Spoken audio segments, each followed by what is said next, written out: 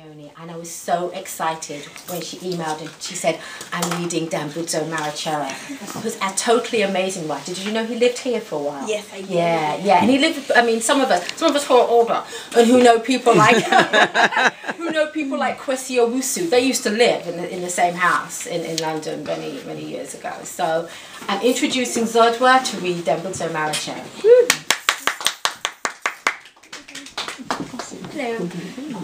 Hello.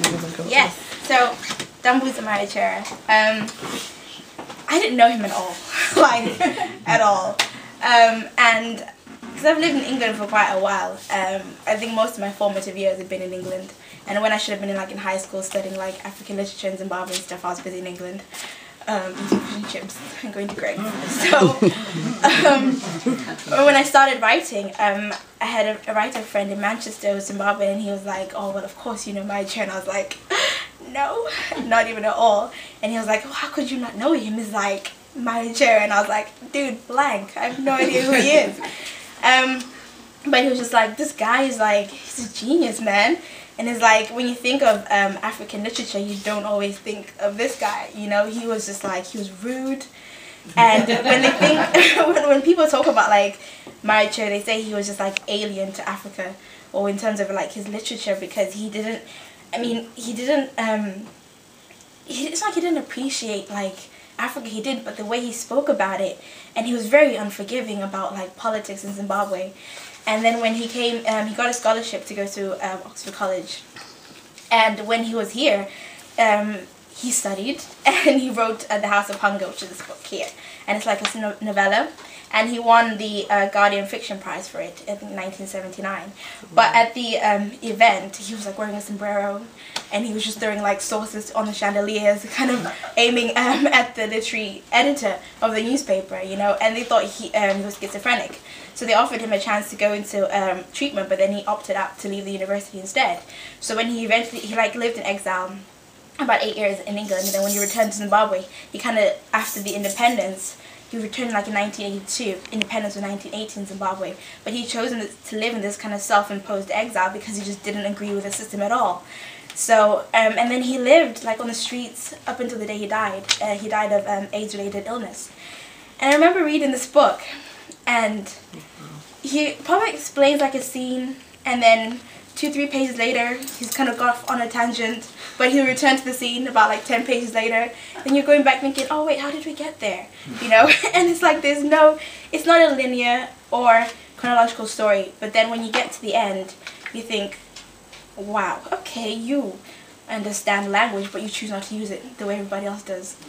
And there's a moment in here, because in between this book, there's beatings and there's rapings, and then he describes a moment when his mother is having sex with another man, and they're in the same room with his brother. But then the brother wakes up, and then he beats up this man and throws him out the window. And but in between all of this is this moment where he describes the rain. And I think that's the beauty about this book, is that you can have beatings on one side, then you have a still moment where he explains a moment when he was in a boarding school and it started raining. And I think that's what I was going to read, because as much as this book is brutal and honest, it is still beautiful, and you can definitely appreciate him as a writer. So yeah, this is the moment at a boarding school, and it starts to rain. Then one afternoon, the sun had rings around it. Its light was at once sickly and remote, a sure sign that the rains were coming. That night, we were at prep. It must have been about 9:30. A great charge of lightning exploded, striking the humid air with a sinister violence. At once, massive rocks of rain hurled themselves down upon the sleeping earth. The noise was deafening to the ear, the sight awesome to the eye, and the great torrents almost startled me into premature senility. Such a madness of the elements did not seem possible.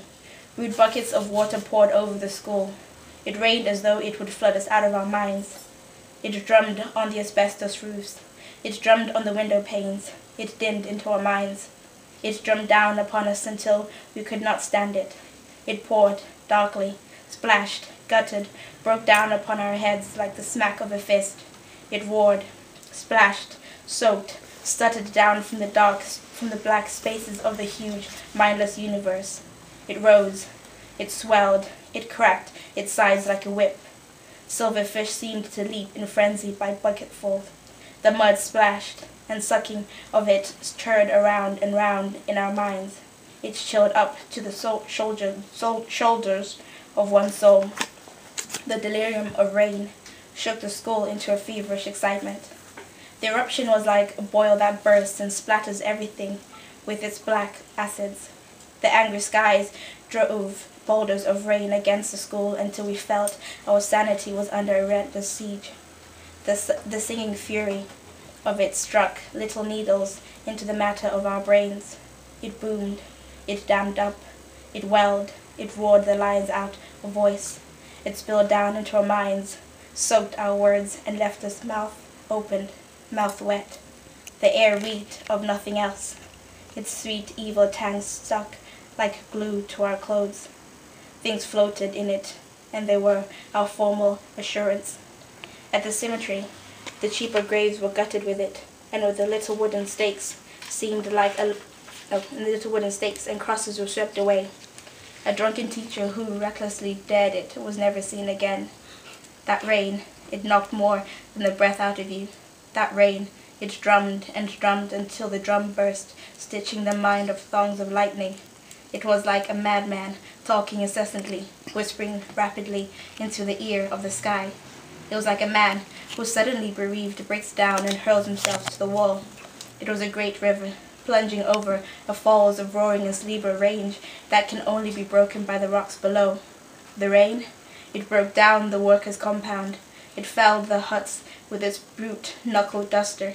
It knocked down the mud walls and broke the flimsy roofs, crushing down upon the unlucky occupants. All over the compound, men, women, and children fought for their homes that night, building, rebuilding, groaning against its blows, until once again the walls of that malice came down, crushing. And still the skies dribbled compulsively upon the earth. That rain, it chattered its sharp little teeth. It foamed at the mouth against everything. The argument of it left us stunned. The words hit us again and again and again with each bucketful of rain. Something diseased had been unleashed amongst us. Its information seared like flashes of pain, a bolt of intuition beating the madness out of me. It cracked the skin of our teeth. Its seed bed was utterly wrecked. There was in the rain of swollen seeds of an old feud. Its raw smell had reached down into the secrets of the earth's lungs. Its muddy feet had trampled and stained everything I held dear. It soaked the memory. It held the only son of former days prisoner to its lust, and the colors of the mind began to run down the canvas until everything had ruined everything else. No sooner had I listened for a few, of what seemed like 5 seconds, what was really 25 minutes, because the bell rang to the end of the prep period, then I realized that I could not move from my chair. I was so frightened of the prospect of running through the Malayan storm that I was quite prepared to stay in the night in the cubicle alone. Oh. That is my turn. It's definitely been